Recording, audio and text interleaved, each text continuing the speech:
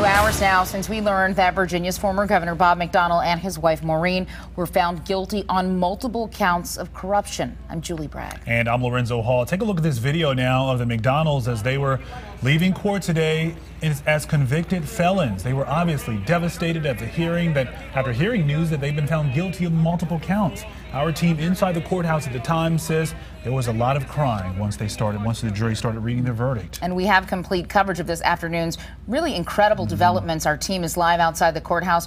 Bill Fitzgerald is there and he joins us now. Bill? Well, guys, the area around the courthouse is pretty much cleared out. It's just the media right now, but the reverberations are still being felt. It seems like it was just a few minutes ago that we heard those guilty verdicts. That's how much this has stunned pretty much everyone who's observing these proceedings. Now, we had the actual indictment back in January. The trial began 6 weeks ago. We've had a lot of time to discuss this and parse it, look closely at it still. The sweeping breadth of the jury's verdict is nothing less than stunning. Take a look at what it looked like just a little while ago. A mob scene outside the courthouse as the various parties were leaving. The U.S. attorney left first, then it was the defense attorneys, and then a little later the McDonnells left, quickly stepping into two vehicles, separate vehicles for each of Bob and Maureen McDonnell. And we have a look right now at the full count sheet of what the jury decided today. Again, Bob McDonnell guilty on 11 counts, a conspiracy charge to commit wire fraud, 3 wire fraud charges, conspiracy to get property, and 6 of those property offenses, all 11 charges, guilty for Bob McDonnell. Maureen McDonnell guilty on 9 out of the 13 she faced. Many of those the fraud and obtaining property charges, but also obstructing the grand jury proceeding. That when she mailed that box of dresses and the Rolex watch back to Johnny Williams, purportedly, according to their agreement, saying to Johnny Williams in a letter, here's that box back for you, just like we talked about, sending them off to a charity auction perhaps. Well, the jury found that fraudulent. And also we want to say what's coming up next for these two. January 6th will be sentencing. Judge Spencer will do that sentencing. There is no jury input on that. He will sentence them on their 10 and 11 guilty counts, but he can also look at those other counts that they were acquitted of and say that is part of it. The preponderance of evidence suggests I can include those.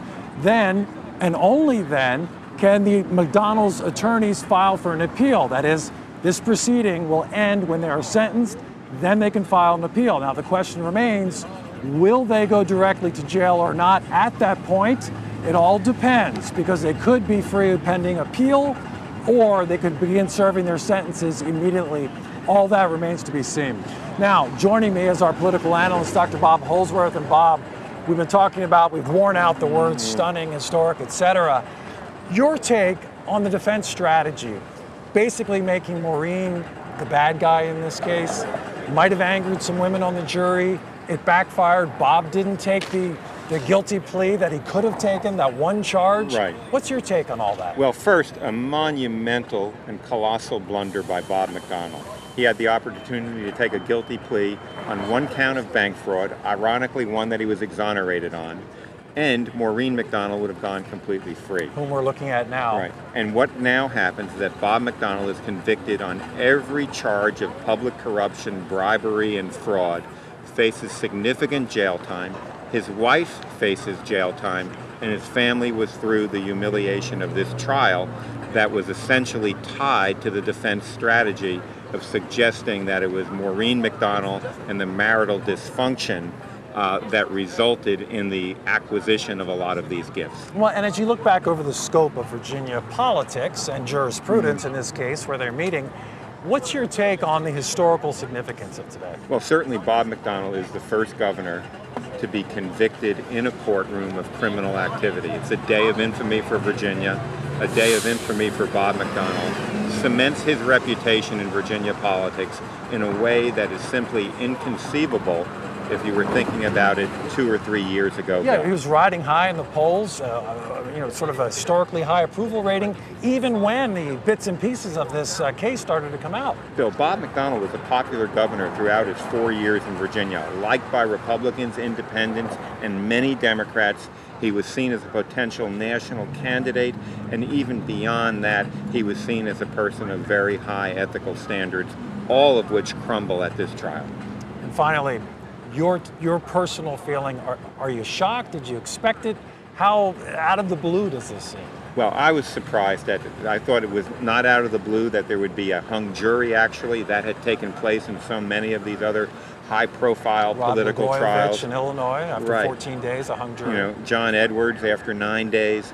And what happened here is the jury resoundingly rejected the key features of the defense argument, that Bob McDonnell was unaware of what happened, that Bob McDonnell didn't take a bribe, and they rejected the notion that the marital dysfunction prevented Bob and Maureen McDonnell from acting in concert to do things they shouldn't have done. All right, thank you, Bob. We know we're going to get some more of your insights a little bit later on.